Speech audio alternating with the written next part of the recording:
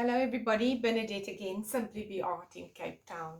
I'm going to do a Dutch pour for you today. I'm working on a wood board canvas. It's a 60 by 75 centimeters, and I've painted my sides with the black craft paint that I use for my base coat. I always use the Dala craft paint. It is a beautiful, highly pigmented acrylic color, and when you mix it with your pouring medium, it dries to a beautiful smooth finish.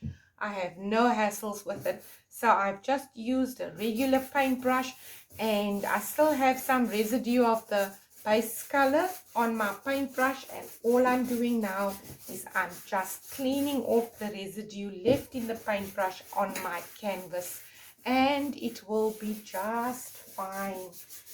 So let me show you what my base color is going to be. Obviously it's going to be black. I've mixed it up in the Dutch pour ratio. As always, I use 40 grams of paint to 80 grams of pouring medium, and I add 30 grams of water. Now the pouring medium is a regular white craft paint that I mix up 800 grams of the craft white, and I add 200 grams of water, and that's my pouring medium, and that I use in all of my colors, in all of my squeeze bottles. I mix up the paints the very same way as I do for the base color.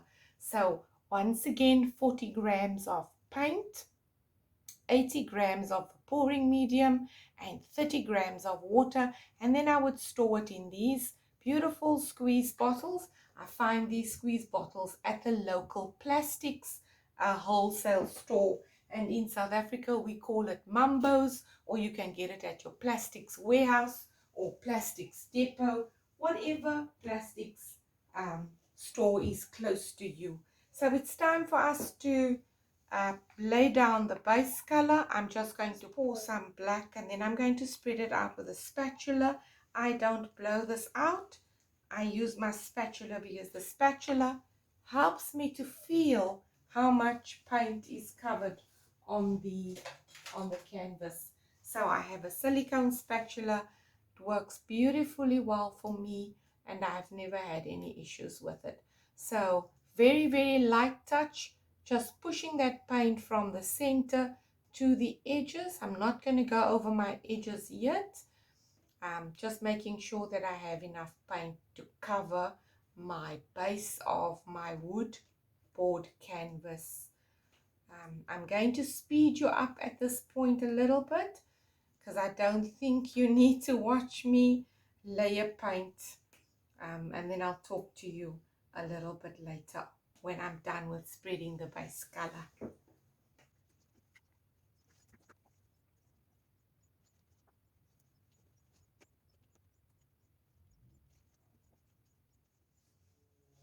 All right, my base color is laid down. I need to pop the air bubbles.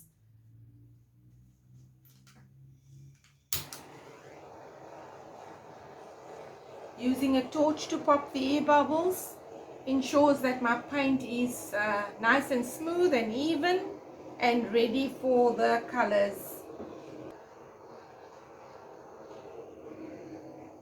All right, paint is nice and smooth, and I'm going to lay down the colors now.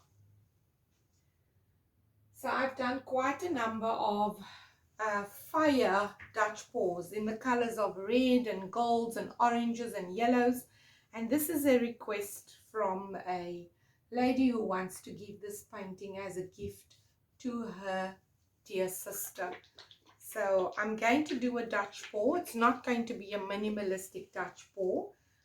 There's going to be a lot of color on this canvas, so I want to make two lines, and then we're still going to do some extra tendrils as well, going from there to there, and then from here to there, like that, and then we'll come this way like that, and then we'll go from there that way. I think that will do great. So in September 2020, I started to do Dutch paws with the extra lines. So I'm going back a very long time to when I started to do these extra extensions on my Dutch paws. And just loving what it does to fill up the canvas, especially if you're not someone that likes a lot of negative space. Right, I'm going to do an Aztec yellow now. So that was a deep red and then a permanent orange. I'm going to do an Aztec yellow now.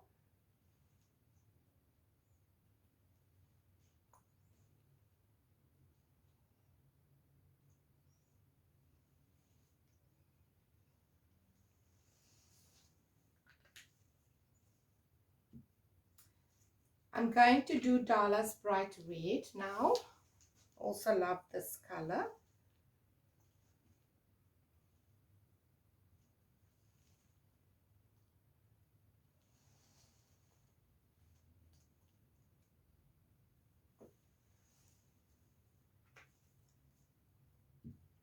Then I'm going to add some gold.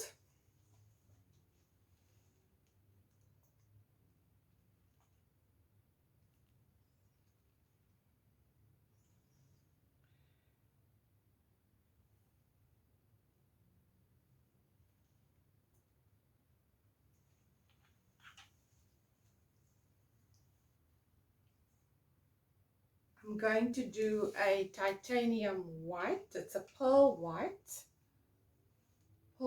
in between.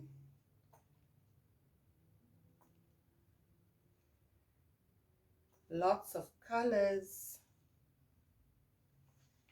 And then last, I've got a pewter that I also want to add in, but I'm not going to do too much of the pewter. I'm just going to do a thin sliver of the pewter.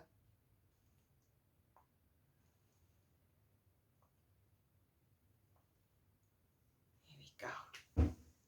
I want to torch those colors before I blow them out. Getting my torch ready. Just going over the colors just to pop the air bubbles on them, because I've been shaking those bottles and it's created just a little bit of the bubbles, and I don't want a lot of them on my painting. There we go. Okay. Right.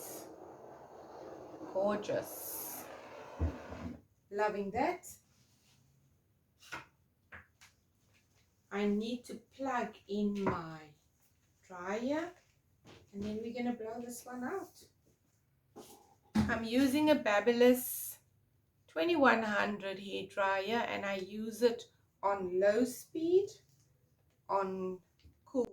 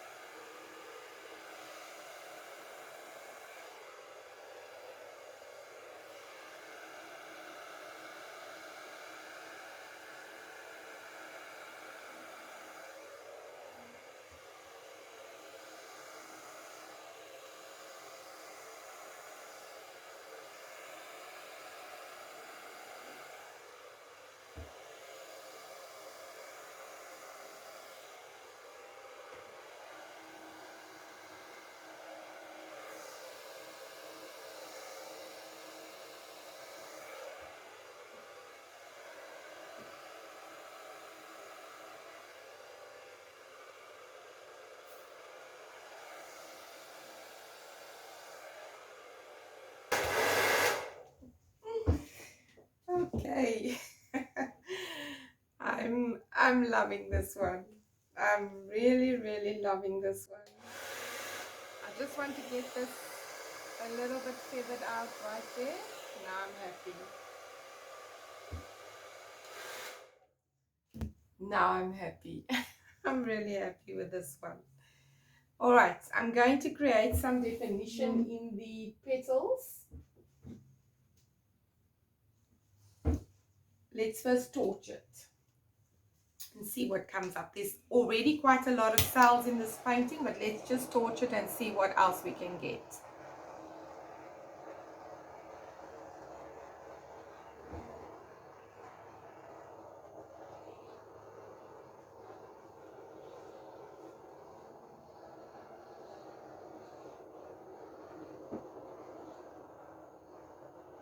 So much detail in this painting. It looks so beautiful, so very beautiful.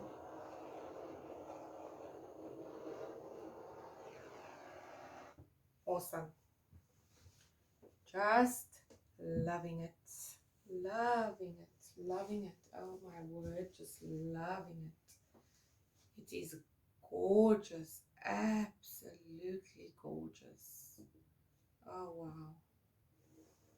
Just want to level the, it almost feels as though it's not level enough. All right, let's just create some detail. In November last year, I did a Dutch pour where I used a knitting needle. This is a needle, and I pulled in some detail just to give those petals some definition. I did that in November last year, and now I keep on doing it. I love doing it, and I see there's so many artists who also do that. So yeah, we learn from each other and we tweak our paintings by what makes us visually happy. So let's tweak this one.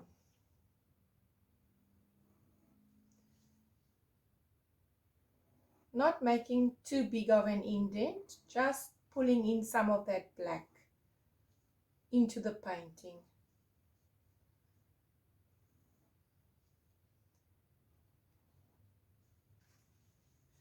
Oh my goodness, it is stunning. Love those colors together. Oh. Wow, wow, wow.